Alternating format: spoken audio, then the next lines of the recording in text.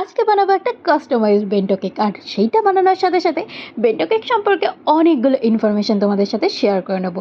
Bento cake কিন্তু এখন ভীষণ ট্রেন্ডি, তাই বেন্টো কেক কোথা থেকে এলো, কিভাবে এলো, আর কিভাবে বানাবো, সমস্ত কিছু তোমাদের সাথে আজকে শেয়ার করে নেবো। আজকে বেন্টো কেক আমি বেক করবো 3.5 ইঞ্চের মোল্ডে। মানে বেন্টো কেক বেক করার জন্য আমরা দু ধরনের মোল্ড ব্যবহার করতে পারি, একটা 2 ইঞ্চের, একটা 3.5 ইঞ্চের। তো এখানে আমি 3.5 ইঞ্চের কেক মোল্ড নিয়েছি, আর নিয়েছি ট্রপোলাইটের কিন্তু 100 গ্রাম প্রিমিক্স।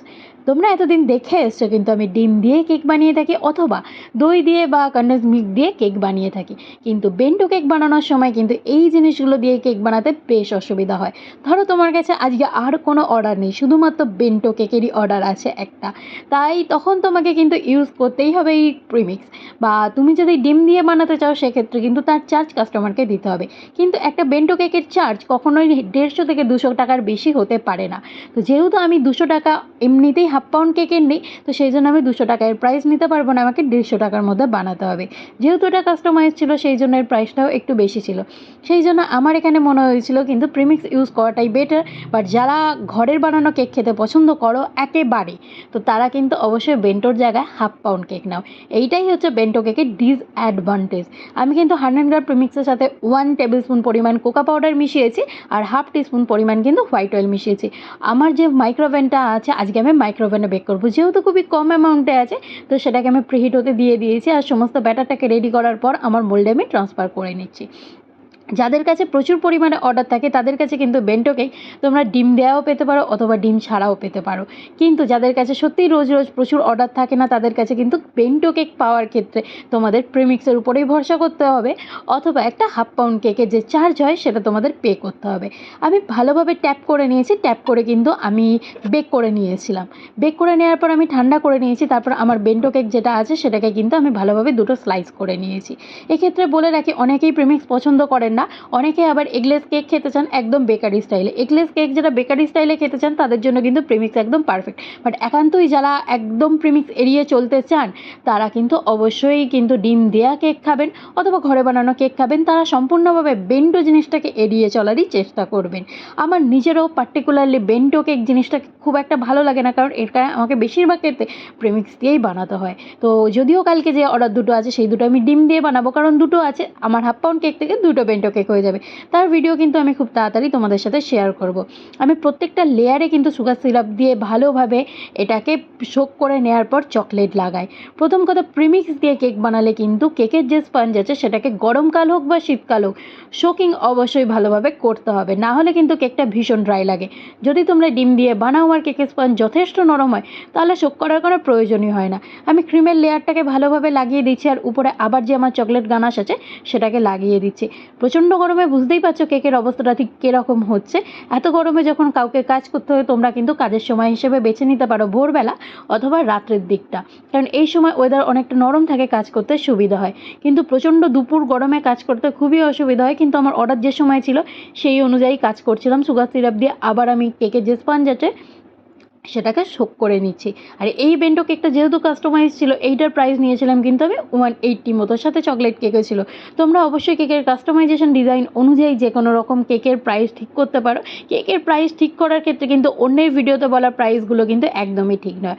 অনেকে গিয়ে আবার বিভিন্ন গ্রুপগুলোতে জিজ্ঞাসা করো, আমি এই পাউন্ডের কেক বানাবো, কত টাকা প্রাইস হতে পারে। সত্যি কথা বলতে, তোমার এরিয়াতে তুমি কী ধরনের মেটেরিয়ালস কত টাকায় কিনছো সেটা কিন্তু সত্যি সত্যি গ্রুপের অন্য কেউ জানে না। তাই তোমার এই ক্ষেত্রে যদি কেকের দাম জানতে হয় একান্তই, বা কেকের প্রাইস ঠিক করতে হয়, তোমার সমস্ত জিনিসগুলোর যা দাম আছে সেটা নিয়ে ক্যালকুলেট করে ঠিক করাটাই মনে হয় সব থেকে বেটার। যেহেতু গরম পড়েছে, তাই আইসিংয়ের ক্ষেত্রে বেশ কয়েকটা জিনিস মাথায় রাখা দরকার। এখন প্যালেট নাইফের সাহায্যে একেবারে আইসিং করার থেকে কিন্তু যেটা পাইপিং ব্যাগ আছে তার মধ্যে ক্রিম নিয়ে ভালোভাবে কেকের চারপাশে লাগিয়ে নিয়ে আইসিং করাটা বেটার মনে হয়। এতে ফিনিশিং তাড়াতাড়ি চলে আসে, আর কেকের ডেকোরেশনও অনেক ভালো হয়। কেকের ক্রিমও ঘষা খেয়ে গলে যায় না। তো এই কেকটাকে আমি ভালোভাবে আইসিং করার চেষ্টা করছি। ছোটো কেক অনেক সময় আইসিং করতে কিন্তু ভীষণ প্রবলেম হয়।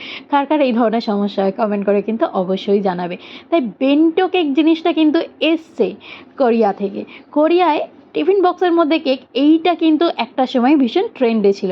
কোরিয়ানরা টিফিন বক্সের মধ্যে একটা কেক প্যাক করতো, সেটাই তারপর থেকে বেন্টো কেক হিসেবে আমাদের এখানে কিন্তু খুব পপুলার হয়ে গেছে। বাড়িতে যদি সত্যি দুজন মেম্বার থাকে কেক খাওয়ার জন্য, তাদের জন্য কিন্তু বেন্টো কেক একদম আইডিয়াল। অথবা যারা ডায়েট করছে তারা তো বেশি মিষ্টি কনজিউম করতে পারে না, তাদের ক্ষেত্রেও কিন্তু এই একটা দুটো বাইটই যথেষ্ট। তো সেক্ষেত্রেও বেন্টো কেকই পারফেক্ট। তবে সত্যি কথা বলতে সমস্ত হোম বেকারদের কাছে কিন্তু রেগুলার অর্ডার থাকে না, তো সেক্ষেত্রে আমাদের ভরসা করতে হয় কিন্তু এই ধরনের কেক প্রিমিক্সের উপরে। তাই আমি আমার প্রত্যেকটা কাস্টমারকেই বলে দিই, তোমরা কিন্তু বেন্টো কেকের তুলনায় হাফ পাউন্ডের কেক নাও, এটা তোমাদের সব থেকে ভালো হবে। কারণ বেশিরভাগ ক্ষেত্রে কেক আমি ডিমের তুলনায় প্রিমিক্সের তুলনায় ডিম দিয়ে বানাতে ভালোবাসি। তো যাই হোক, কাস্টমার যেরকম অর্ডার করে সেই অনুযায়ী আমাকে বানাতে হয়, এক্ষেত্রে কিন্তু আমার কোনো হাত থাকে না। তো প্রথমে ভালোভাবে ক্রাম কোট করে আমি ফ্রিজে রেখেছিলাম, তারপর ফাইনাল কোটিং করে নিচে আমি স্কাই কালারটা লাগিয়ে দিচ্ছি। এই যে কেকের ডেকোরেশন বা আইডিয়া, এটা কিন্তু কাস্টমারের নিজস্ব ছিল। কারণ কাস্টমার যার জন্য কেক নিয়েছিল সে হচ্ছে তার বোন, আর কাস্টমার বলে দিয়েছিল তার বোন যেহেতু একটা ডান্সার, তাই কেকটাকে একটু কাস্টমাইজ করতে হবে ঘুঙুরের সাহায্যে। আমি কিন্তু এখানে ফন্ডেন্ট দিয়ে বানানো একটা ঘুঙুর প্লেস করে দিয়েছিলাম, আর সেটা অবশ্যই তোমাদের সাথে আগেই আমি এফবি রিলসে শেয়ার করেছি। এবার আমার যে বেন্টো কেক আছে সেটা নিয়ে নিয়েছি, বেন্টো কেক বক্সের মধ্যে আমি কেকটাকে প্লেস করে দিয়েছি। আমি কিন্তু ঘুঙুরটা এখনও লাগাইনি, কারণ অনেক সময় বেন্টো কেক এতটাই ছোট হয় বক্সের মধ্যে স্লিপ করে যায়, তাই ভীষণ কেয়ারফুলি কাজটা করতে হবে। ফন্ডেন্ট দিয়ে বানানো আমার যে ঘুঙুর জোড়া আছে আমি খুব যত্ন করে কেকের উপরে রেখে দিয়েছি। কেকের ডেকোরেশনটা মোটামুটি বেশ ভালোই লাগছিল, ছোট্টর মধ্যে দুটো লাল রঙের ঘুঙুর জোড়া, একটু অন্যরকম লাগছিল। তোমাদের কেমন লাগছিল কমেন্ট করে জানিও। যদিও যাকে আমি দিয়েছিলাম তার কিন্তু ভীষণ পছন্দ হয়েছে, সে বেশ রিভিউটাও ভালো দিয়েছে। অবশ্যই ফেসবুকে সেগুলো তোমাদের সাথে আমি শেয়ার করে নেব। অনেক ক্ষেত্রে হয় কি, ভিডিও আর ফটোদের মধ্যে গ্যালারির মধ্যে রিভিউগুলো চাপাই পড়ে যায়। আমি এখানে একটা দুটো করে গোল্ডেন বলস লাগিয়ে নিয়েছিলাম, কারণ কাস্টমার এইভাবেই বলে দিয়েছিল কেকটাকে ডেকোরেট করতে।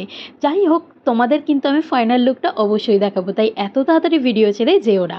আর আমি কিন্তু রোজই চেষ্টা করব নিত্য নতুন নানান ধরনের কেক ডেকোরেশনের ভিডিও দেওয়ার জন্য। আর ভিডিওগুলো যদি তোমাদের মনে হয় ইউজফুল বা ভালো লাগছে, অবশ্যই কিন্তু একটা লাইক শেয়ার সাবস্ক্রাইব করে দিতে পারো ইউটিউবে, আর ফেসবুকে ফলো বা শেয়ার করে দিতে পারো। এইটা হচ্ছে কেকের টোটাল আউটলুক ছিল। আর ভিডিও ভালো লাগলে অবশ্যই কিন্তু কি বললাম, ফেসবুকে ফলো আর শেয়ার করে দিও।